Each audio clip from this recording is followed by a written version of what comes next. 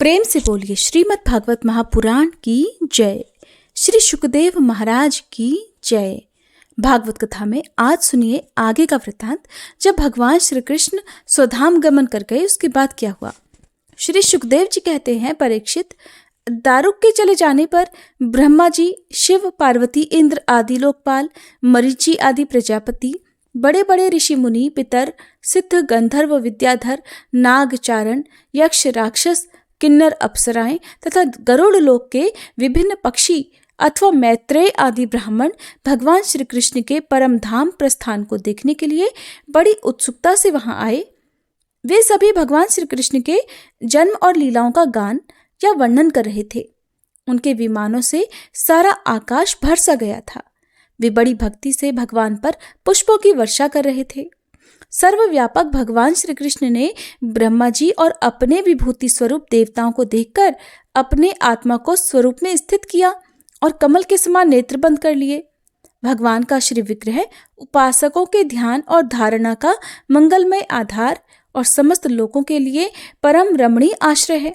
इसलिए उन्होंने अग्नि देवता संबंधी योग धारणा के द्वारा उसको जलाया नहीं, सशरीर अपने धाम में चले गए। उस समय स्वर्ग में नगाड़े बजने लगे और आकाश से पुष्पों की वर्षा होने लगी। परीक्षित, भगवान श्री कृष्ण के पीछे पीछे इस लोक से सत्य, धर्म, धैर्य, कीर्ति और श्री देवी भी चली गई। भगवान श्री कृष्ण की गति मन और वाणी के परे है। तभी तो जब भगवान अपने धाम में प्रवेश करने लगे तब ब्रह्म आदि देवता भी उन्हें नहीं देख सके। इस घटना से उन्हें बड़ा ही विस्मय हुआ। जैसे बिजली मेघ मंडल को छोड़कर जब आकाश में प्रवेश करती है तब मनुष्य उसकी चाल नहीं देख पाते, वैसे ही बड़े बड़े देवता भी श्री कृष्ण की गति के संबंध में कुछ नहीं जान पाए। ब्रह्मा जी और भगवान शंकर आदि देवता भगवान की यह परम योगमय गति देखकर बड़े विस्मय के साथ उनकी प्रशंसा करते अपने अपने लोक में चले गए। परीक्षित, जैसे नट अनेकों प्रकार के स्वांग बनाता है परंतु रहता है उन सब से निर्लेप, वैसे ही भगवान का मनुष्यों के समान जन्म लेना, लीला करना और फिर उसे संवरण कर लेना उनकी माया का विलास मात्र है, अभिनय मात्र है। वे स्वयं ही इस जगत की सृष्टि करके इसमें प्रवेश करके विहार करते हैं और अंत में संहार लीला करके अपने अनंत महिमा में स्वरूप में ही स्थिर हो जाते हैं। संदीपनी गुरु का पुत्र यमपुरी चला गया था परंतु उसे वे मनुष्य शरीर के साथ लौटा लाए।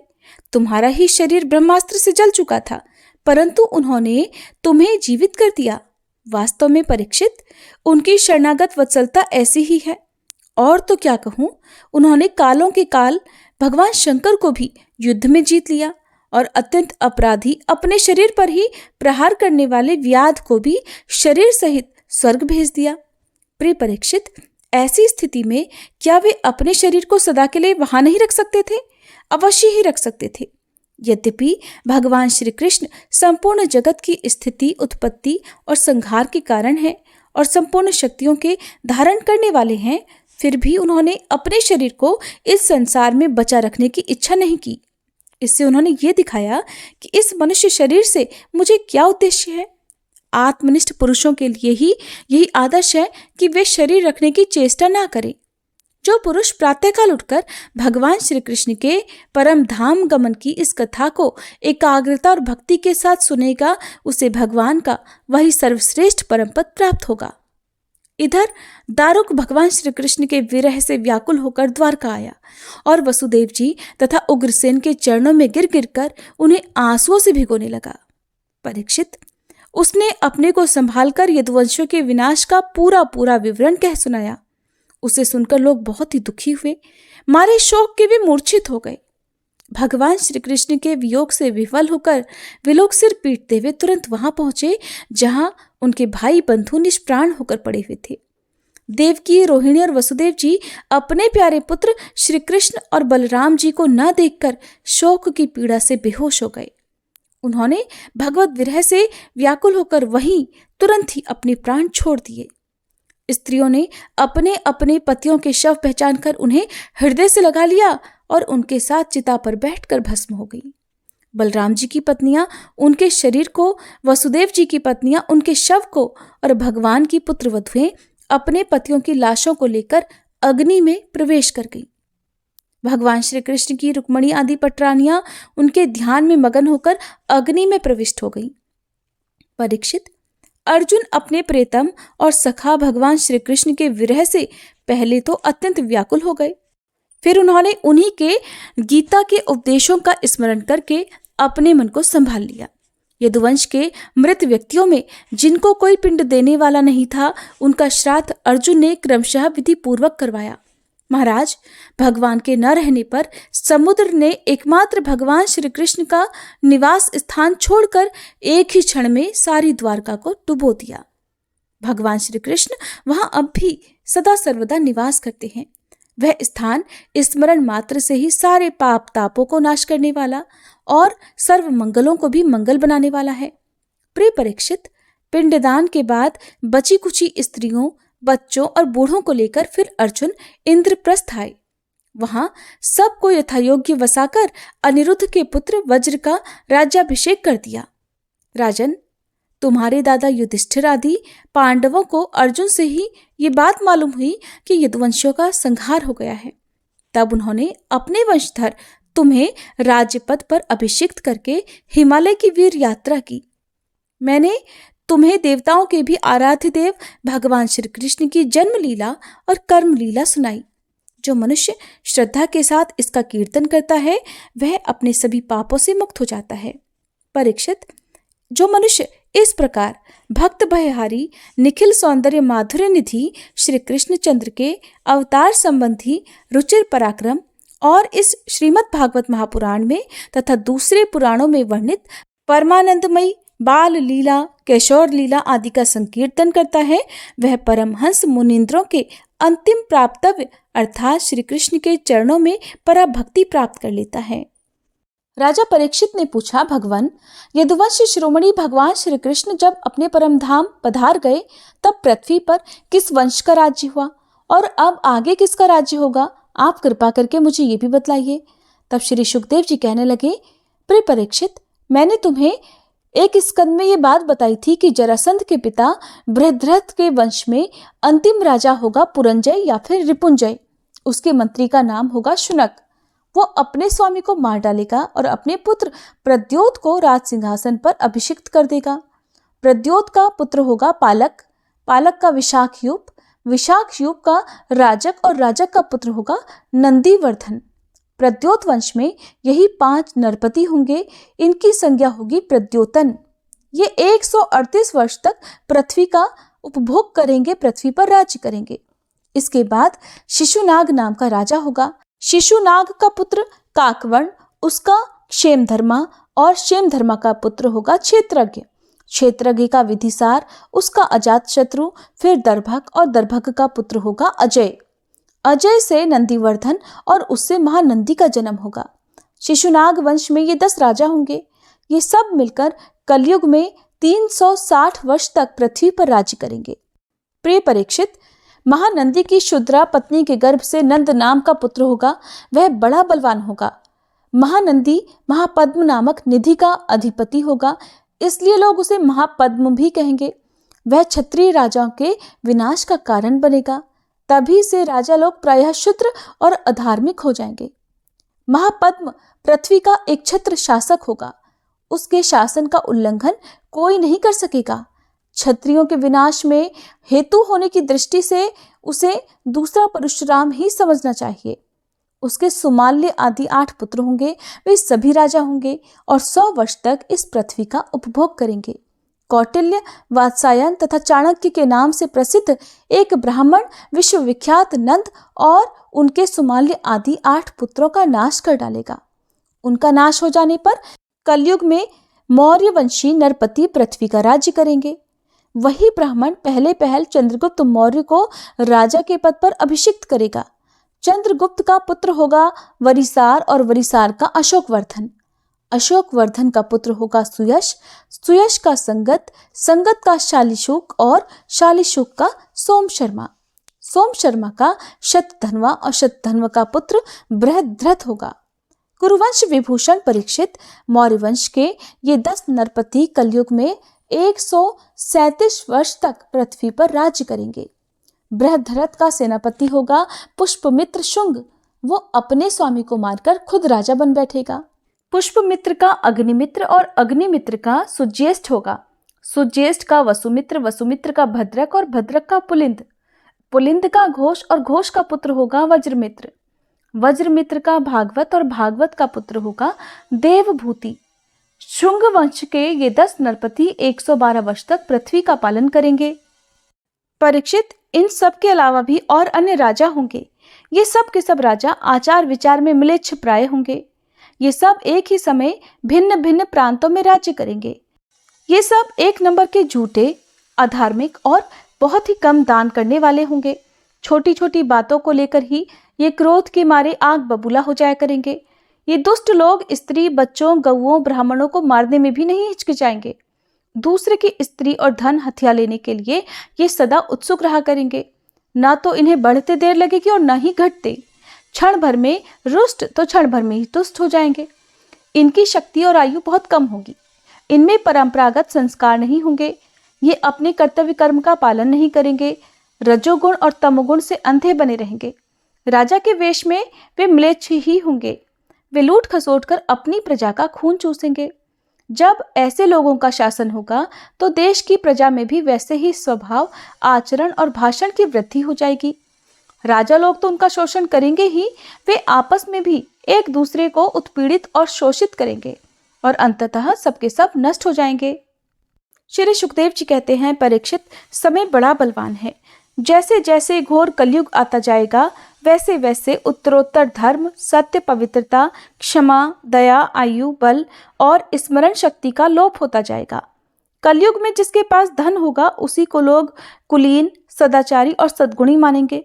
जिसके हाथ में शक्ति होगी वही धर्म और न्याय की व्यवस्था अपने अनुकूल करा सकेगा। विवाह संबंध के लिए कुल, शील, योग्यता आदि की परख निरख नहीं रहेगी। युवक युवती की पारस्परिक रुचि से ही संबंध हो जाएगा। व्यवहार की निपुणता, सच्चाई और ईमानदारी में नहीं रहेगी। जो जितना छल कपट कर सकेगा वो उतना ही व्यवहार कुशल माना जाएगा। स्त्री और पुरुष की श्रेष्ठता का आधार उनका शील संयम न होकर केवल रति कौशल ही रहेगा। ब्राह्मण की पहचान उसके गुण स्वभाव से नहीं, यज्ञोपवीत से हुआ करेगी। वस्त्र, दंड, कमंडल आदि से ही ब्रह्मचारी, सन्यासी आदि आश्रमियों की पहचान होगी और एक दूसरे का चिन्ह स्वीकार कर लेना ही एक से दूसरे आश्रम में प्रवेश का स्वरूप होगा। जो घूस देने या खर्च देने में असमर्थ होगा उसे अदालतों से ठीक ठीक न्याय नहीं मिल सकेगा।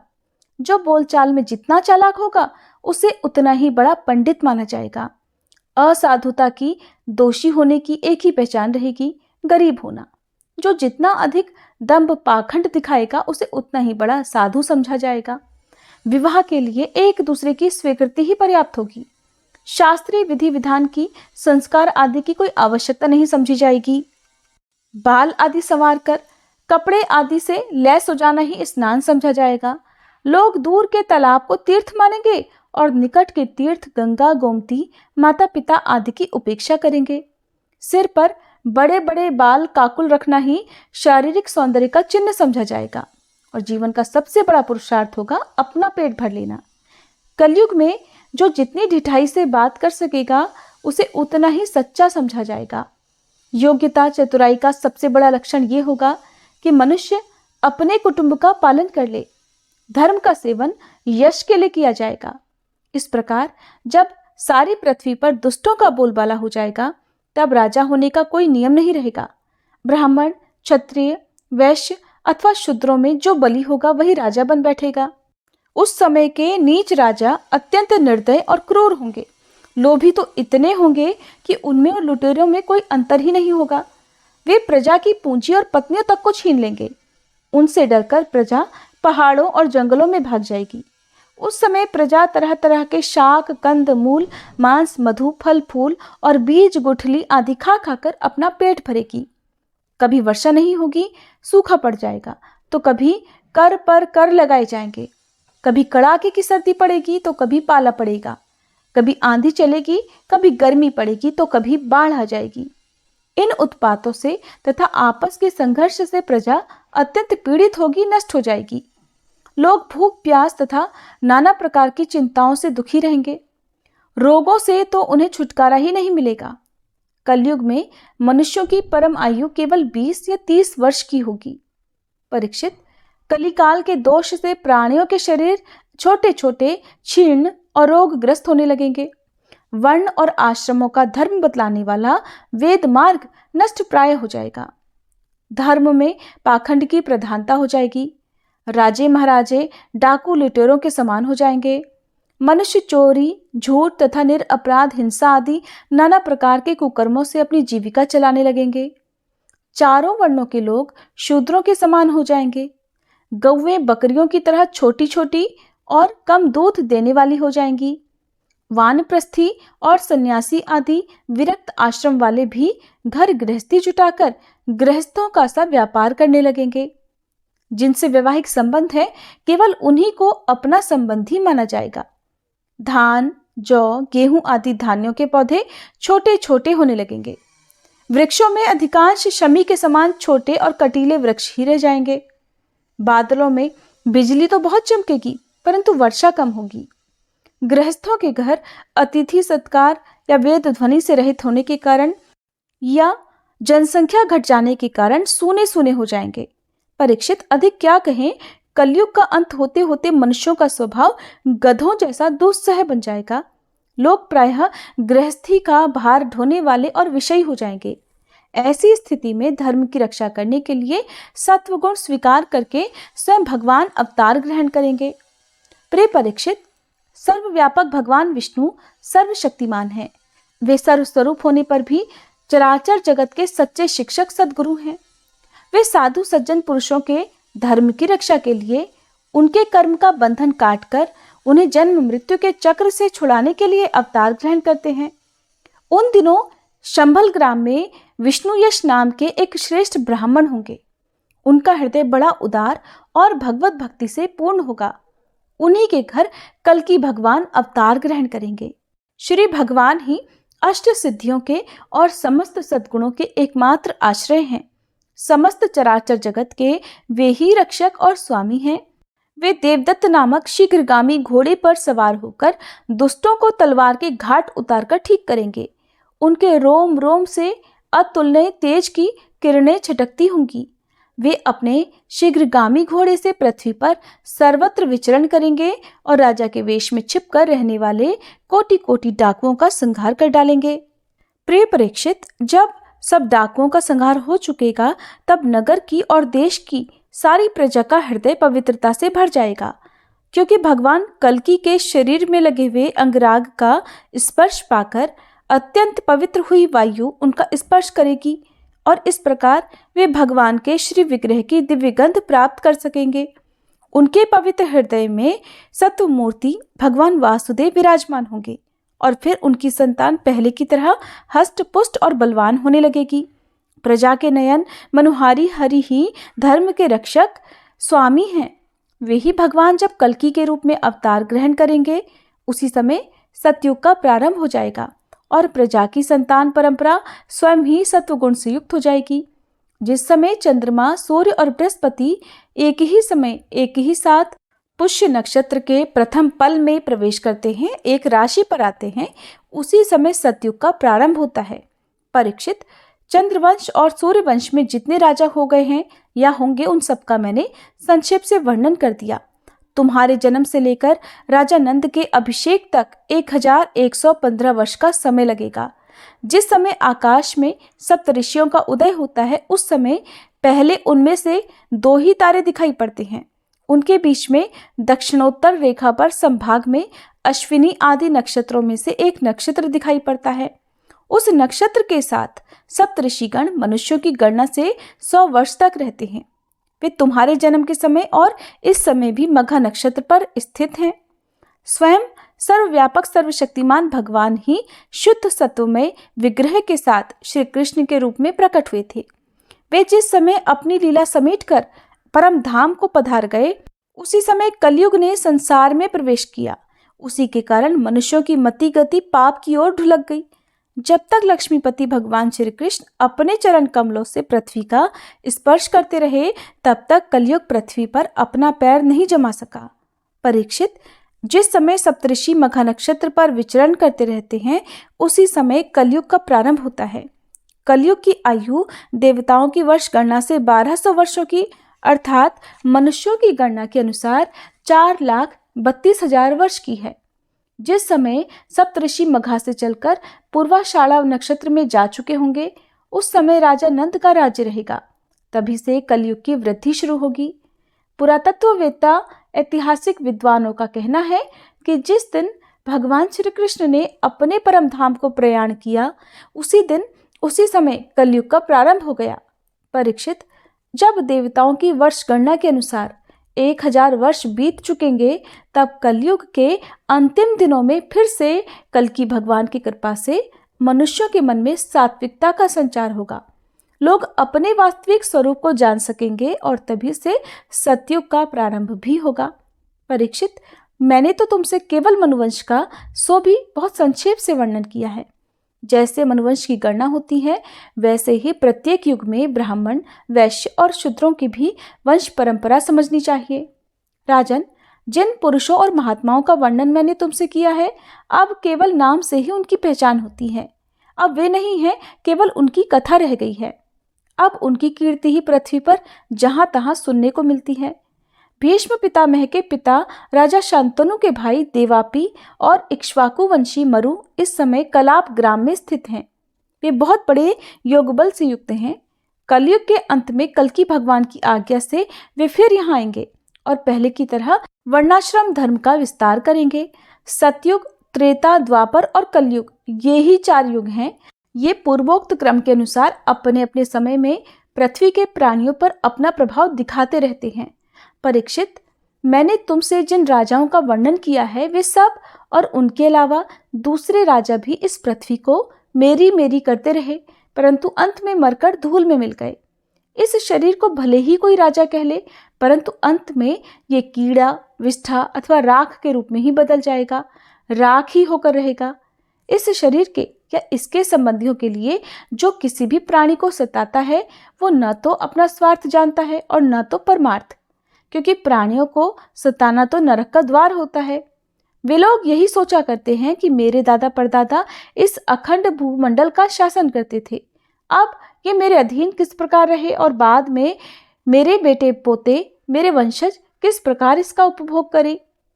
वे मूर्ख इस आग, पानी और मिट्टी के शरीर को अपना आपा मान बैठते हैं और बड़े अभिमान के साथ डींग हाँकते हैं कि ये पृथ्वी मेरी है। अंत में वे शरीर और पृथ्वी दोनों को छोड़कर स्वयं ही अदृश्य हो जाते हैं। प्रिय परीक्षित, जो नरपति बड़े उत्साह और बल पौरुष से इस पृथ्वी के उपभोग में लगे रहे, उन सब को काल ने अपने विकराल गाल में धर दबाया। अब केवल इतिहास में उनकी कहानी ही शेष रह गई है। हरे कृष्णा। आज के अध्याय में बस इतना ही। इसके आगे का वृतांत आप सभी अगले अध्याय में सुनिएगा।